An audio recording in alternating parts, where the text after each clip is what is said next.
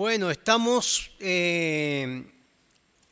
a las puertas de cerrar ya nuestros sermones de encuentros y desencuentros con Jesús. Pero se ha dado dentro del camino de las predicaciones, dentro de este programa que hemos tenido, que hemos desarrollado con el equipo pastoral, se ha ido dando que justo ha ido coincidiendo con lo que se viene, que es Semana Santa. O sea, significa que de una u otra manera vamos a terminar esta serie de sermones en Semana Santa con los encuentros y desencuentros con Jesús, con los relatos justamente del momento de la pasión. Y eso nos tiene muy entusiasmados a nosotros, desafiados por lo menos para continuar y encontrarnos con ese momento tan importante que recordamos. Y muy bien lo decía la pastora, lo recordamos una vez al año, pero está en nuestra memoria permanentemente. ¿Amén? Eso es así. Hoy día voy a compartir una reflexión del libro de Marcos, capítulo 14, versículo 43 al 50, pero a la vez también quiero tener de referencia el libro de Mateo, capítulo 26, del 47 al 50. No voy a leer los dos pasajes, pero los voy a tener a la mano. Un relato que es controversial, pero que tiene encuentros y desencuentros. Y yo he llamado a este sermón o a esta reflexión, todo bajo control. Todo bajo control. Un título que no tiene mucho de novedad, porque puede ser que todos digamos, sí, siempre Dios tiene todo bajo control. Pero la narración, pareciera ser que en la narración que vamos a leer, no está todo bajo control. Hay algo extraño entre el título y la narración. Vamos a dar lectura entonces al versículo 43 en adelante. Dice, todavía estaba hablando Jesús cuando apareció Judas, uno de los 12. ¿Ya?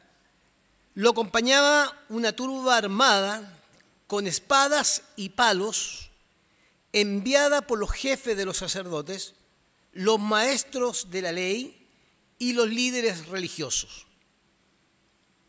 El traidor había dado esta contraseña: al que le dé un beso, ese es, arréstenlo y llévenselo, bien asegurado. Tan pronto como llegó, Judas se acercó a Jesús y dijo, Rabí, y lo besó. Entonces los hombres prendieron a Jesús, pero uno de los que estaba ahí desenfundó la espada e hirió al siervo del sumo sacerdote, cortándole una oreja. Y Jesús, por supuesto, va a decir en el versículo 48, ¿acaso soy un bandido, dijo Jesús, para que vengan con espada y palos a arrestarme? Todos los días estaba con ustedes enseñando en el templo y no me arrestaron. Pero es preciso, dice, es preciso que se cumplan las Escrituras. Entonces todos los que estaban a su alrededor lo abandonaron y huyeron. Cierto joven que se cubría con una sola sábana iba siguiendo a Jesús. No tiene nombre, no sabemos quién es. Lo detuvieron, pero él soltó la sábana y escapó desnudo. Algo extraño en el relato, porque no sabemos quién es y qué implica este personaje dentro de esta historia. Cuando uno lee este relato de la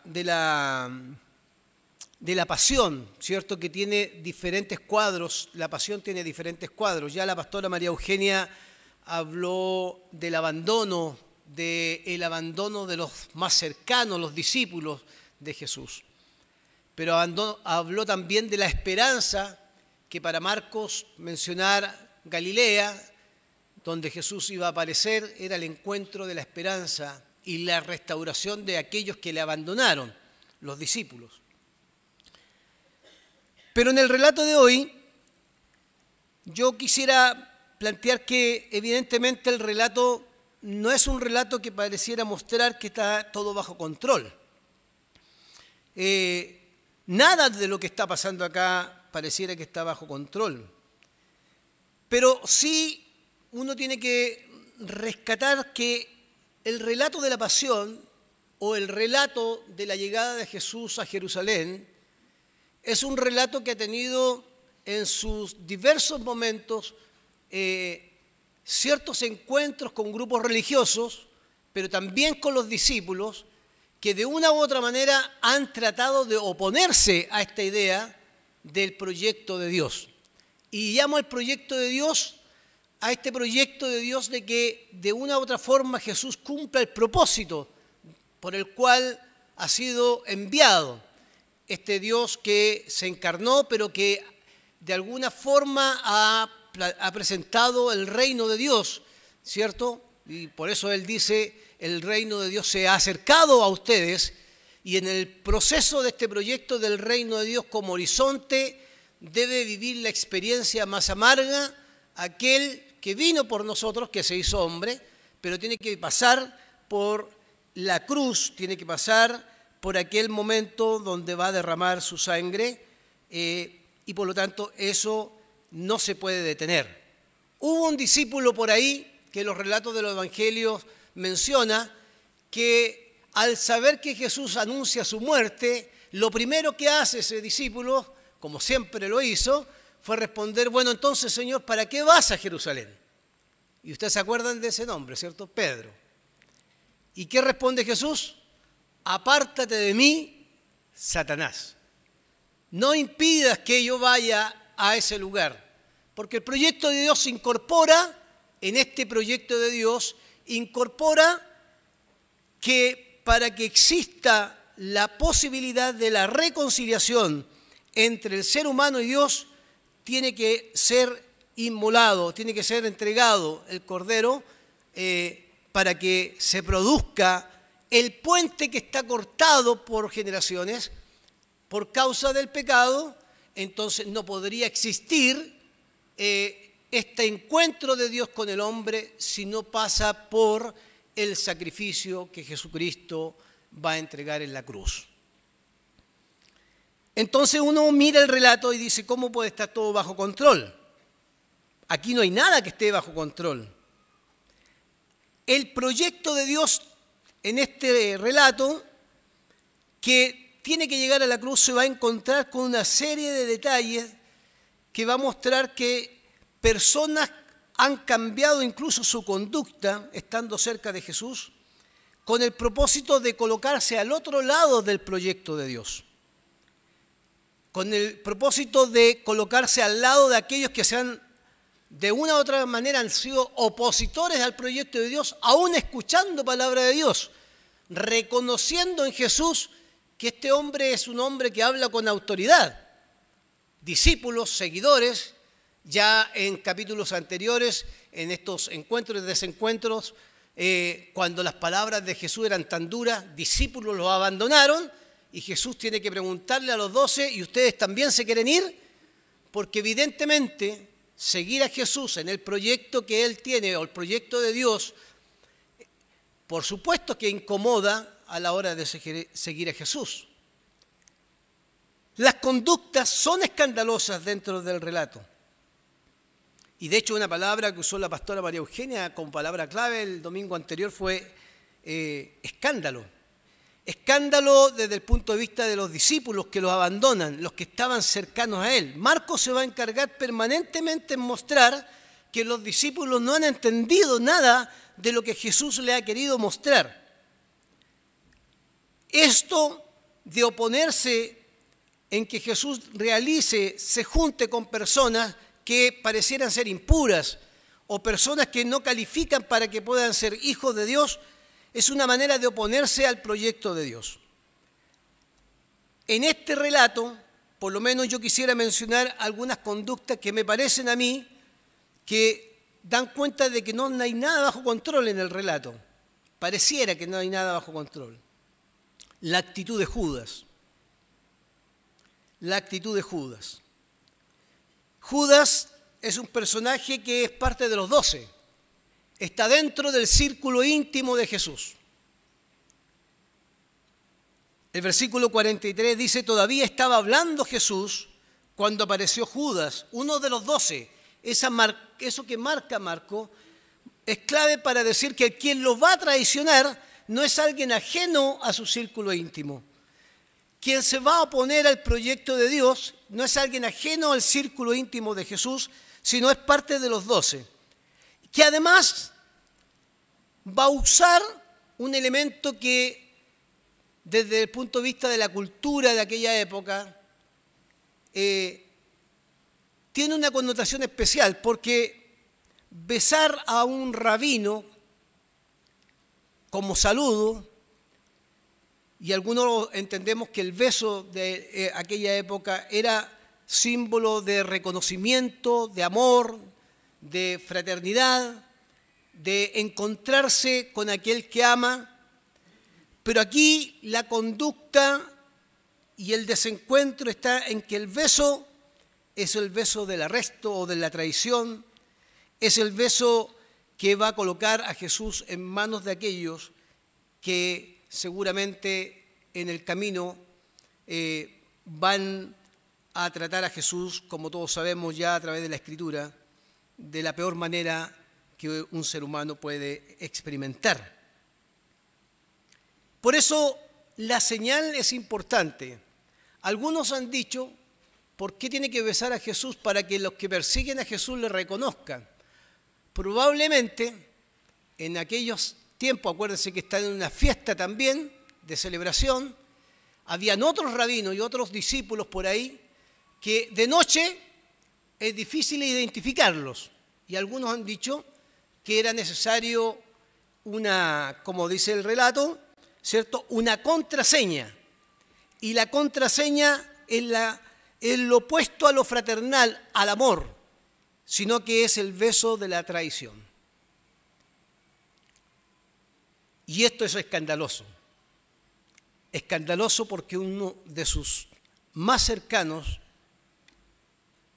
besa a Jesús para ponerlo en manos de aquellos que lo van a entregar para que muera en la cruz.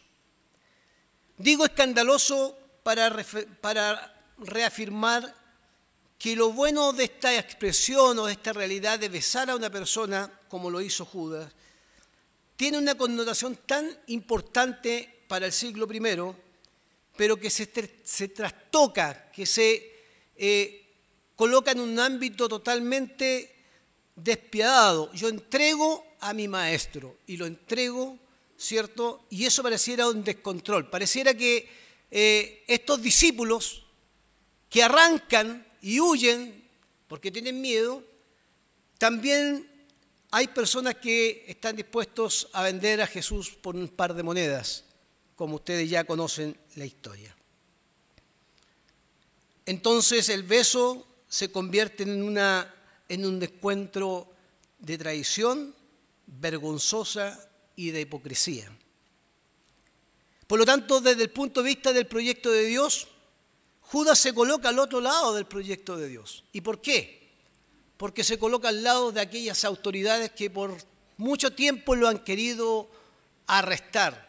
Con preguntas le hacen permanentemente para ver si en algo falla, para poder arrestarlo. Como no encontraron nada, ni en los tiempos en que Jesús enseñaba en el templo, por mucho tiempo, como lo dice él, en la luz, en el tiempo de día, tiene que llegar de noche la oscuridad, porque la oscuridad también es un símbolo de algo, y en la oscuridad arrestan a Jesús con un beso del traidor.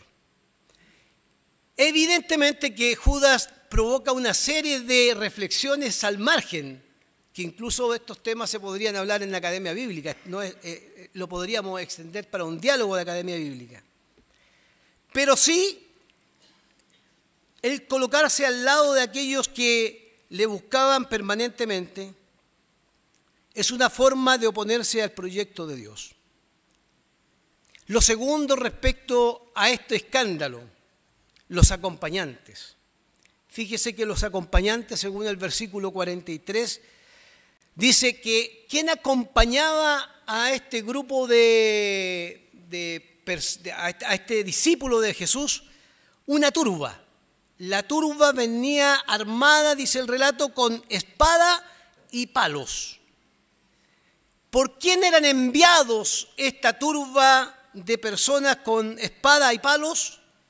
Eran enviados por los jefes de los sacerdotes, o sea, las máximas autoridades religiosas, los maestros de la ley y los líderes religiosos, que en complot se ponen en oposición al proyecto de Dios. No quieren reconocer a Jesús como el Mesías enviado. Muy interesante las sectas de aquella época que vivían peleándose entre ellas, saduceos, fariseos y otros grupos más, se unen para poder arrestar a Jesús. Pero también aparece otro escándalo que es interesante y que pareciera mostrar también que no todo está bajo control, aunque mi título en mi sermón es todo está bajo control. Y quiero pelear con eso porque sé que todo está bajo control. Y aparece uno de sus discípulos en medio del arresto y uno se pregunta, saca una espada. Este no tiene nombre, tampoco, pero es uno de los que estaba con Jesús. Toma la espada, el acompañante, dice el versículo 46, entonces los hombres lo aprendieron a Jesús, pero uno de los que estaba ahí desenfundó la espada e hirió al siervo del sumo sacerdote cortándole la oreja. El relato de Marco no nos da mayor información sobre esto, pero evidentemente pareciera ser que frente a la violencia y al escándalo del arresto, los discípulos aún entienden que este reino que el Señor ha anunciado tendrá que ser instalado por la fuerza, con espada. Cuando uno lee el relato de Mateo, Jesús reprende a esta persona. En el versículo 51 del libro de Mateo, del capítulo 26, dice, en eso uno de los que estaba con él extendió la mano, sacó la espada e hirió al siervo del sumo sacerdote, cortándole una oreja. Y Jesús lo reprende, le dice, guarda tu espada, porque los que a hierro matan, a hierro mueren. Y incluso le dice Jesús, ¿crees que no puedo acudir a mi Padre? Al instante él pondría a disposición más de una docena de batallones de ángeles para defenderme. Evidentemente que la actitud de este discípulo o este acompañante lo coloca en un escenario, cierto, de violencia. Como me arrestan con palo y espada, reacciono con violencia con espada. La violencia también es rechazada por Jesús en el proyecto de Dios. Fíjense que la violencia permanentemente, específicamente en este capítulo, es rechazada por Jesús. Tanto así que el que mantiene la calma dentro de todo el relato, cuando uno lo lee, es Jesús.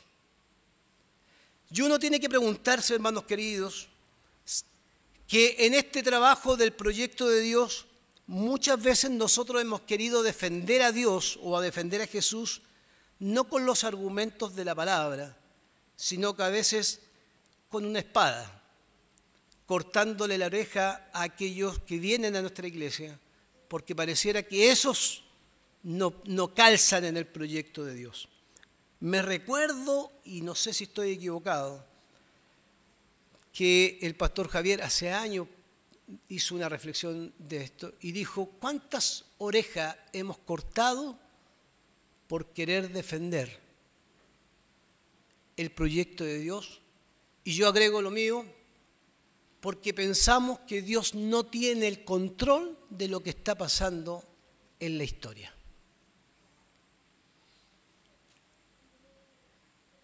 Hay otro grupo, y esto es importante mencionarlo, el grupo de los discípulos. El otro escándalo, que pareciera no tener el control, son los discípulos.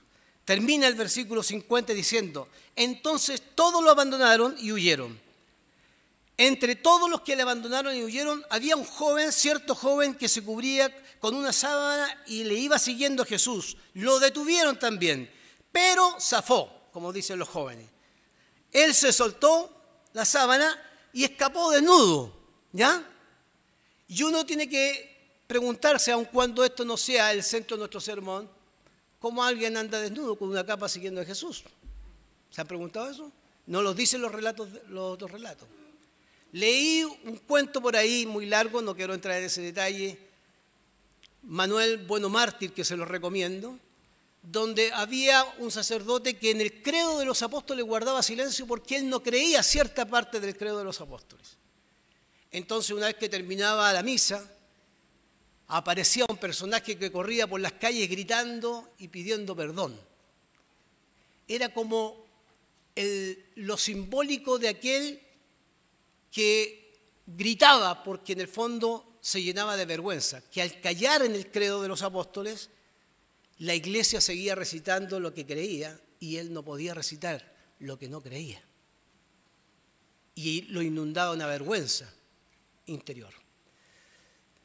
Fíjense que los comentaristas bíblicos no han dicho mucho de esto, pero solo uno se atrevió a decir que probablemente la desnudez de este joven, que es reflejo de, en el pasado judío, de la vergüenza. Ustedes saben que la desnudez para un judío es vergüenza, es mostrarse completamente y es vergüenza.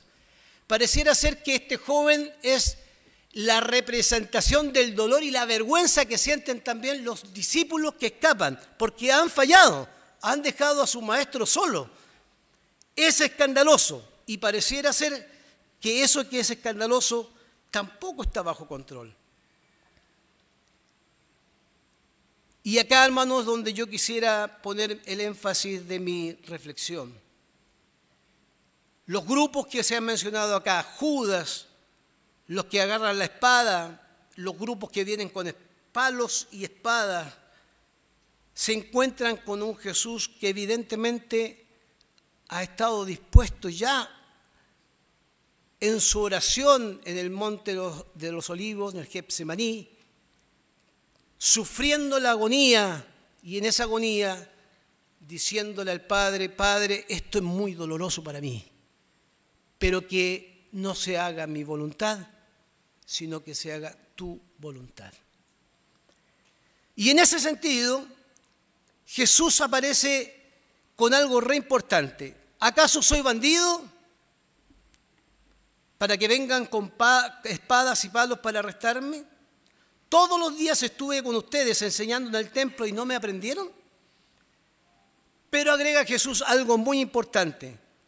Pero es preciso, y esto es lo que quiero resaltar, es preciso, y a veces nos cuesta entenderlo, que se cumplan las Escrituras. Cuando uno piensa en que todo está bajo control, es que nada de lo que está viviendo Jesús está bajo el control de Dios, el Padre. Porque ya las Escrituras han dado muestra de que un día llegaría un niño que iba a nacer en Belén y que será el Emanuel, y ese Emanuel será aquel que llegará justamente y será herido, ¿cierto? Como lo leía la pastora María Eugenia en el libro de Zacarías, será herido por amor a la humanidad. Y ahí es donde yo encuentro algo re importante que no podemos olvidar. Todo está en la Escritura. Todo lo que dice respecto a Jesús está en control porque Dios lo ha dicho antes en el pasado y también lo está mostrando en el presente, aunque doloroso sea la pasión de Cristo, pero Dios tiene el control. Y tiene el control no simplemente porque quiere darse un capricho de tener el control, sino que tiene el control de todo, aún la muerte de su propio hijo, en medio de estas conductas escandalosas, lo ha hecho simplemente por amor a usted y a mí. El libro de Mateo va a agregar un elemento más. ¿Cómo entonces se cumplirán las Escrituras si no sucede esto? Dice Jesús. Es más, dice, pero todo lo que está sucediendo, dice Jesús en el libro de Mateo, es para que se cumplan lo que está escrito por los profetas. Entonces Dios tiene el control en el pasado, tiene el control en el presente, ahí en esta escena, y tendrá el control en el camino a la cruz, y tendrá el control en la cruz, y tendrá el control en la resurrección, y tendrá el control después de la resurrección. Porque los que pensaron que Jesús detenía su proyecto de Dios ahí en la cruz muerto, se equivocaron. Porque sus discípulos que llegaron a Galilea, que fueron restaurados, se convirtieron en los que llevaron el proyecto de Dios desde Jerusalén hasta lo último de la tierra. Incorporo aquí a los discípulos que están sentados en este lugar, porque evidentemente no están los 12 después que murieron, sino está la iglesia, está usted y estoy yo. Y Dios sigue con su proyecto adelante, y Dios sigue restaurando vidas, y Dios sigue cambiando y transformando vidas. ¿Por qué? Porque Él tiene todo el control.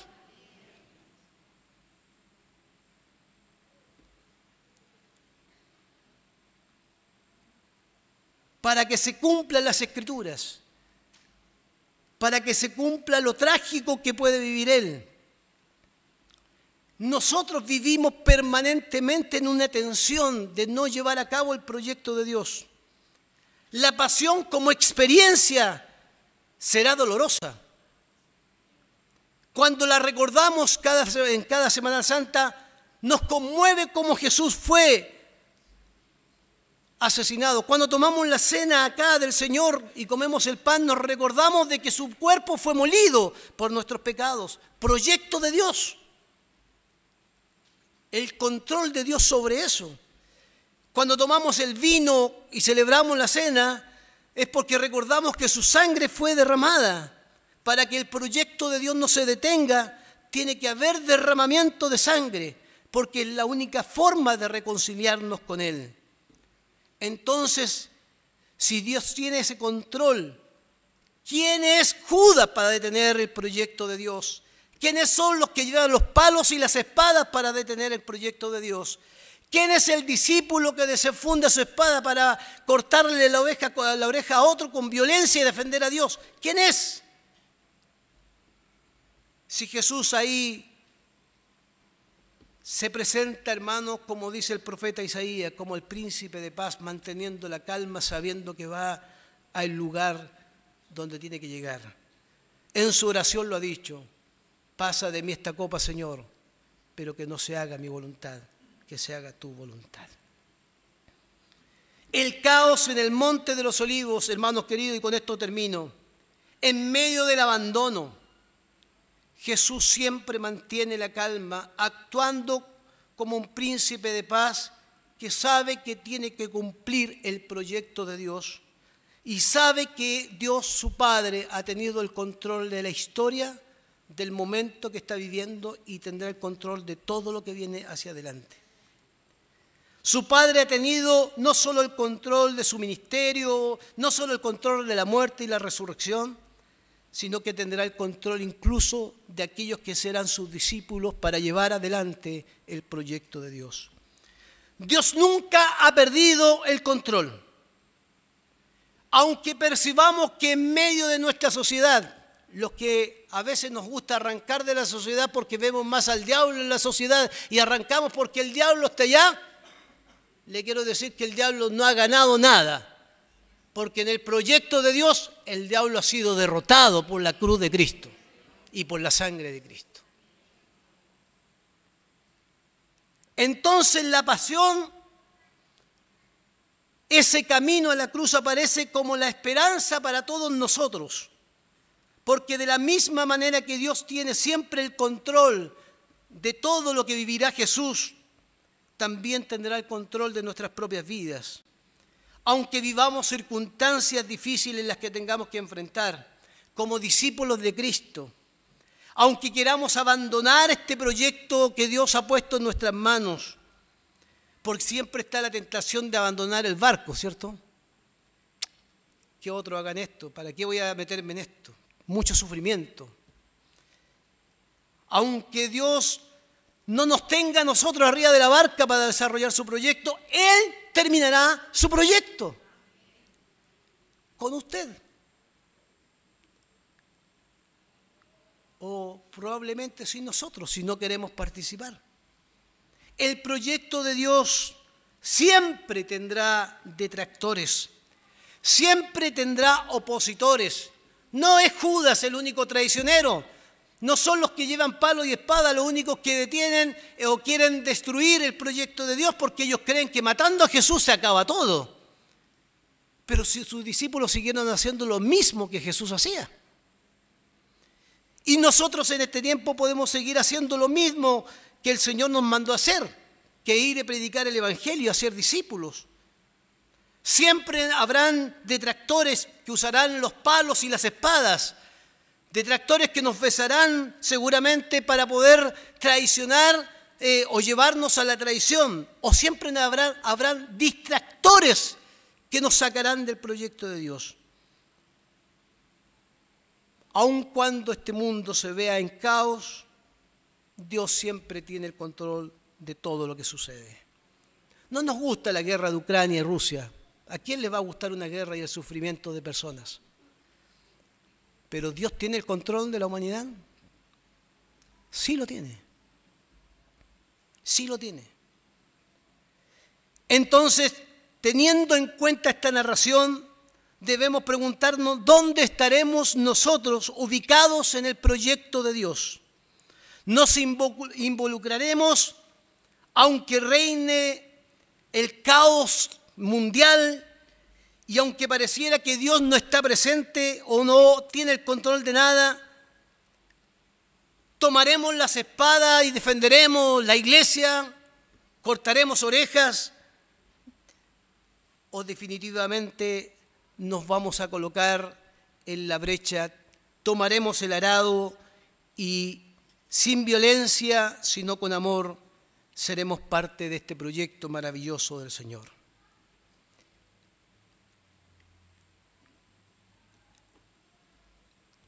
Usted y yo somos los discípulos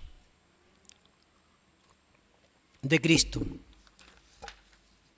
y nos veremos siempre tentados a abandonar el proyecto de Dios, porque pareciera que todo entra en un caos absoluto. Yo no sé cuál es su caos, qué caos está viviendo, qué momento difícil está viviendo. Porque cuando entramos en el caos y en las dificultades y en los problemas y en lo más doloroso de nuestras vidas, uno tiende a abandonar el proyecto de Dios. Pero quiero decirle que aún en medio de ese momento tan difícil que pueda estar viviendo, aún Dios tiene el control de su vida y de mi vida hasta que Él venga por nosotros. Subámonos a la barca para poder continuar con el proyecto de Dios. Y si eso involucra el rechazo, amén. Y si eso involucra a veces el dolor, amén. Porque en el control de Dios habrá una recompensa. Buen siervo y fiel. En lo poco has sido fiel, sobre mucho te pondré. Amén. Pónganse de pie, hermanos amados. Oremos al Señor. Señor, gracias por tu palabra. Gracias porque nada detuvo el proyecto tuyo, Señor. Ese proyecto que significaba reconocer la llegada del reino de Dios para que se instalara entre los hombres. Requería en ese proyecto que pasara Jesús por la cruz, la decepción, quizás el abandono de sus discípulos. Era necesario que pasara por la cruz, que se derramara la sangre del Cordero, Pero como tú tienes el control de eso, Señor, y de la historia de Jesús, también tendrás el control de nuestras propias historias para poder seguir adelante con aquel mensaje. Porque Jesús no quedó clavado en la cruz, Jesús resucitó. Y eso el mundo tiene que conocerlo. Resucitó para seguir caminando con la iglesia. En pandemia nos vimos preocupados, asustados, porque pensamos que el proyecto de Dios iba a terminar porque cerramos nuestros templos, pero nos dimos cuenta que la obra y el proyecto tuyo siguió adelante, no por nuestras fuerzas, sino por el poder, por tu amor y porque todo está bajo tu control, Señor. Hay cosas que no siempre podemos explicarlas, no siempre tenemos palabras razonables para poder explicar a otros situaciones que vivimos. Ni con la razón, ni a veces tampoco encontramos en la Escritura respuestas a lo que estamos viviendo. Pero sí hay algo que nos sostiene. La fe en Jesucristo, que cumplió el proyecto de Dios a cabalidad para que todos nosotros hoy día fuéramos hijos tuyos, Señor. Muchas gracias, Señor, por tu palabra. Que podamos recordarla a la semana y podamos aprender, Señor, a continuar y poder compartir que ese Señor, ese Jesucristo, sigue buscándonos para abrazarnos y darnos vida y vida en abundancia. Oramos en el nombre de Jesús. Amén.